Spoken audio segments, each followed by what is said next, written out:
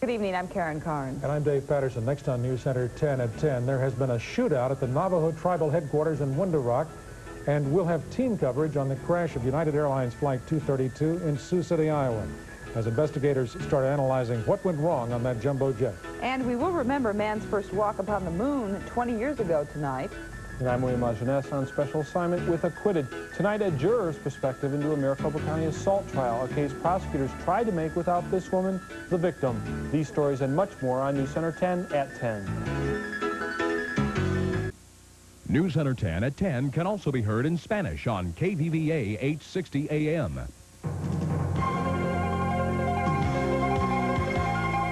You're watching the Valley's #1 source for news and information. Newscenter 10 with Dave Patterson, Carnes, Dave Munsey, and J.D. Hayward. This is Newscenter 10 at 10. Well, good evening, everybody. Navajos have been rioting tonight in Window Rock, Arizona. A group of the supporters of the suspended tribal president, Peter McDonald, stormed the tribal offices. Well, tribal officers who were guarding the building opened fire. 6 people have been shot, 1 man is dead, and 2 tribal officers are among the wounded. We understand as many as 12 people have been injured. And joining us on the telephone right now is KTNN radio reporter Selena Manychildren. Selena, what is the situation right now? For a station down in Phoenix. I'm supposed to call KNIX right now. Selena, can you hear us? Uh-huh. We'd like to ask you a little more about what the situation is right now. The situation is about an hour ago when I left the scene. I arrived in Window Rock about 8 o'clock this evening, and the incident took place just after 6.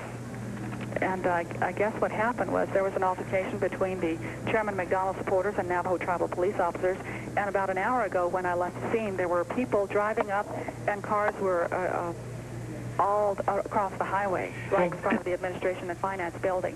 Selena, are things getting worse or better right now? Well, it's stabilized right now. The policemen retreated because every time they came towards the crowd, people would get upset. They'd start throwing rocks, so they kind of retreated, and they were standing around there when I left, waiting for reinforcements. And does this crowd represent both sides of this issue, or is this crowd the supporters of McDonald? The crowd are supporters of McDonald and the opposition. So people and bystanders are also there watching. And who's in the tribal offices right now? When I was there was no one in the tribal offices. However, the windows on the doors were broken. That was KTNN reporter Selena Manychildren in Window Rock tonight. Looking back at the crash of 232 that happened yesterday, federal investigators now have started analyzing the data and the voice recorders from that flight. The flight recorders were recovered from the wreckage of the DC-10 in an Iowa cornfield. The jet skidded a half-mile when it attempted that emergency landing in Sioux City, Iowa. Debris is scattered over an area the size of 3 football fields. National Guardsmen performed the gruesome task of combing the area for victims, an agonizing foot-by-foot search. Some of the wreckage has already been removed from the crash site. Investigators tonight say the biggest surprise was what they did not find. The whole fan section of the engine is missing. Missing is the whole fan rotor system, including the blades, the disc, and part of the rotor. And this is the first time on this type of engine that we have ever seen that. Pieces of the engine that exploded were found 50 miles from the airport. When that engine blew, it apparently severed hydraulic lines which the pilots need to fly and to land the jumbo jet. There has been nothing but praise for pilot A.C. Haynes, who survived the crash, and Haynes is said to be very upset with what happened. Engineers say the recorder and the tapes recovered from the crash are in good shape, but their contents will not be released for several weeks. Well, the NTSB has 8 teams now working on this investigation tonight. Much of the effort on their part is centered in Sioux City. Dave Bryan joins us now live from Sioux City with the latest details. Are things kind of quiet there tonight, Dave? Well, things are very quiet right now. The rescue and salvage teams have gone home for the night, although the wreckage area is still floodlit.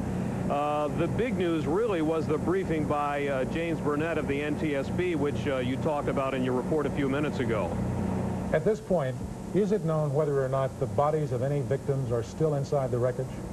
Well, Burnett said at the briefing tonight that One of the things that they have to do, perhaps tomorrow, is they have to lift that fuselage section, and they just don't know really whether there are any more bodies of victims perhaps underneath the fuselage. They won't know until they lift it and, you know, hoist it out of the way. And they did retrieve the black box earlier today. It's in Washington tonight. Yes, I'm sorry. Could you repeat that, please? They did retrieve the black box earlier today. It's in Washington tonight. That's right, yes. All of the voice recorders from the cockpit and the data recorders are all in Washington, and of course they will be using that to try to piece together what happened. One quick question. As far as we know, the pilot has not made any public statements, has he? No, he has not. However, he did speak with the governor of Iowa today and said that he was very depressed and certainly upset about what happened, but he also told the governor that he could not talk about the accident. Burnett said tonight, I mean, certainly these people, the pilot and all of the crew members, are going to be interviewed, but he said that may not happen until Saturday. Thank you for being with us very much. Thank you. Ryan, talking to us from Sioux City.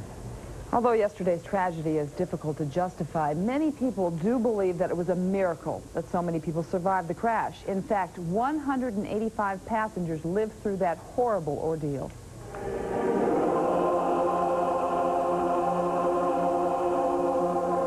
It was a time of reflection, a time of prayer in Sioux City, Iowa tonight at a church service in the community where the tragedy occurred. And while some reflect, others still speak out of shock. I jumped out of the plane through this wall of flame, and the first thing I saw was this mess of bodies. A gal with, do you know how white bones really are?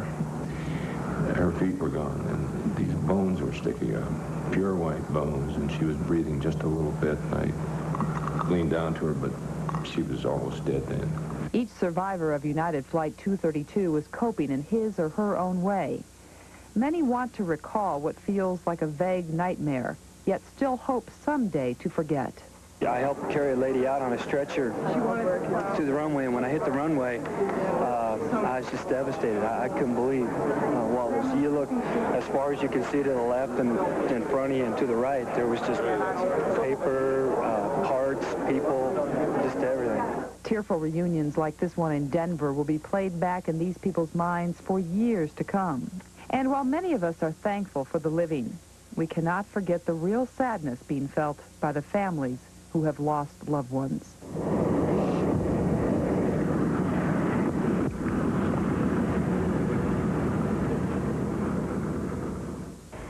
United Airlines has released an official list of the survivors, and at this point, Arizona resident Rosalind Yazzie is not on that list, but we have heard from reliable sources that they say she is all right, and somehow some people have been on that unaccounted for list of survivors, and she seems to be okay tonight. President Bush had praise tonight for the people of Sioux City. He extended his sympathy to the victims of Flight 232, but he also commended the citizens of Sioux Falls for their generosity and compassion in the aftermath of the accident. And the citizens of Sioux City really do have a lot to be proud of the way they responded to that tragedy. Airport officials had a plan for just such an accident there, and so does Sky Harbor International right here in our valley. Tonight, Becky Oliver is at Sky Harbor, and officials are pretty confident, aren't they, Becky, that they could handle a situation like this? Well, the key to emergency response planning is being organized. Officials say that not only do people need to know what they're responsible for, but those duties must become automatic. Now, here in Phoenix, we have a very elaborate plan that involves police, fire, paramedics, even psychologists.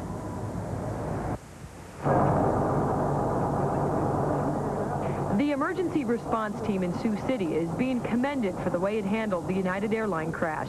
We wondered if a similar disaster occurred here in Phoenix, would we be prepared? Whenever something like this occurs, personnel from the city fly to that site to analyze how they handled it, to look at it, to see better what the real-life situation is as opposed to just our disaster drill. Can we handle it? We have a lot of well-trained, efficient personnel. So as far as that matter, we feel we're prepared. In this mock disaster, a 727 has crashed onto the runway, wounding dozens of passengers. It's a drill that's a yearly event at Sky Harbor. Emergency units can prepare for the worst. We can put 100 firefighters on the airport in 7 or 8 minutes. Which is, very fast response time. A big advantage over a place like Sioux City where, they they barely have that many firefighters to send at all. At Sky Harbor, the fire station is equipped with giant trucks capable of going onto the runway or into the desert if need be. They carry 3,000 gallons of water and can spray the length of a football field. Our biggest objective in a situation like that is to control the fire in time to get the people out of the plane. And experience has shown you've got 2, 3, 4 minute sort of window to control the fire around the plane. We hope it never happens, but we're as ready as we can be if it is going to. Now, in addition to the fire department, the Red Cross also has psychologists that would move into the scene to care for victims and their families. The news media is also part of this plan. Officials say recording the event is crucial to the investigation somewhere down the road. Thank you very much, Becky. We turn now to a story we've been looking at for the last couple of days, the state against David Carrizosa. It appeared at first to be an open and shut case. But a jury acquitted the Avondale man of assaulting his girlfriend, Kim Donaldson. In his special assignment called Acquitted, Iteam reporter William Jeunesse reveals what the jury did not know about the case. Karen, the question everyone is asking is, why did the jury acquit Carrizosa? The answer lies in these words: beyond a reasonable doubt and based on the evidence. Now, in this case, jurors say from the evidence they saw, they could not convict Carrizosa.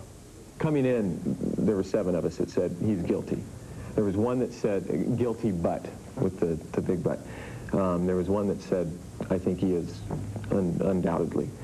And I think if there was enough evidence, we probably would have found him guilty. The case hinged on evidence, physical evidence gathered inside this trailer, because there were no witnesses to the beating of Kim Donaldson. These 2 photos were critical to the state's case. Experts say both show traces of blood splatter, but the jury never saw the photos because the police lost the negatives. That's a shame.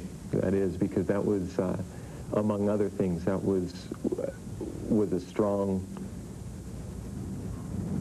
a strong piece of evidence that would have indicated that there was a struggle in the apartment, or in the trailer.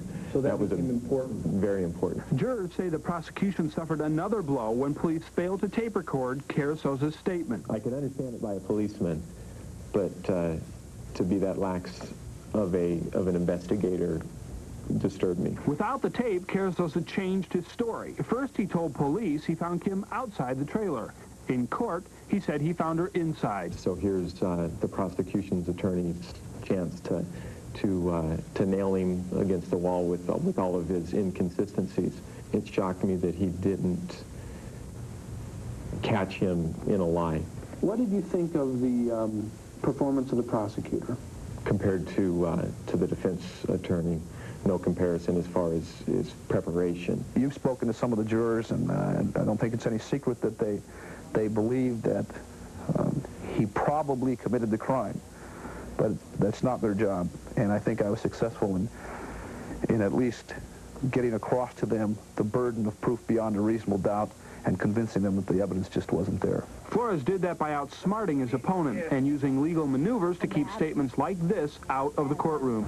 She just told me that he beat her up several times and gone out on her with other women. Kim made that remark the night she was assaulted, but Flores argued it was hearsay, and the jury never heard it. To know that could have been brought out, it's a shame. Kim's injuries prevented her from testifying, but she does not forget. And while she struggles to survive, the man she accused as her attacker maintains his innocence. Were you surprised when they suspected you? Of course, man. Because I can't see how come they would accuse me of something like this, because I love her so much. But at least one juror has second thoughts about the verdict. Knowing what I know now, reading in the newspaper what I've read, I think we made the wrong, possibly made the wrong decision. Now, the law does not allow Carrizosa to be retried for the same crime. However, the county attorney's office says they will re-interview Kim, and based on what she says, they could charge Carrizosa possibly with perjury. And what would that mean for him, really? Could it be jail time? Could it be more charges? They could try him on the perjury charge. Depending on the result of that, it could result in the jail, of course. Okay. Thank you, Will. Well, coming up in a little bit later, we'll talk about the highlights on this sport. And then we're going to show you where the extremely large go to soak away their troubles. Hi, everybody. Dave Munsey in the Weather Center. You know, a lot of storms around the state, but not much rain. We'll talk about that when we return with weather on Newscenter 10 at 10. I hope you join us tonight. Michael Damian will be here, and he will sing some songs for you. Jockey Willie Shoemaker will be here and maybe ride a horse along with actor David Carradine. See ya. The Pat Sajak Show, tonight at 11, following Entertainment Tonight.